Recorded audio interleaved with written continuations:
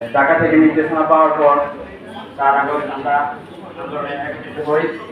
ওই জায়গায় স্বৈরাচারের দোষরা অবস্থান করতেছিল। ওই জায়গায় আমরা আন্দোলন করা অবস্থায় বলে আমি গুলিবিদ্ধ হই, পাশাপাশি আহত হই। হওয়ার পর আমি সাময়িক চিকিৎসা নিই। চিকিৎসা নেওয়ার পর আমি এখন মোটামুটি সুস্থ আছি। আজকে যে অনুষ্ঠানটি জুলাই পুনর্জাগরণের সমাজ গঠনের শপথ অনুষ্ঠান। আমাদের সমাজে পুরুষের পাশাপাশি নারীদেরও সমান অধিকার রয়েছে। সমাজে যা কিছু হয় বা যা কিছু তৈরি হয় তার অর্ধেক করিয়াছে পুরুষ, অর্ধেক করিয়াছে নর। তেমনি আমাদের সমাজে সকল কাজে পুরুষের পাশাপাশি নারীদের সমান অবদান রয়েছে। তো আমরা সবাই নারীদের বৈষম্য থেকে পুরুষ এবং মহিলাদের বৈষম্য থেকে আমরা বিরত থাকবো এবং যে জায়গায় শিশু এবং নারীরা ধর্ষিত হয় আমরা সেখানে প্রতিবাদ করে তুলব এবং একটি বৈষম্য মুক্ত সমাজ গঠনে আমরা বদ্ধপরিকর থাকবো।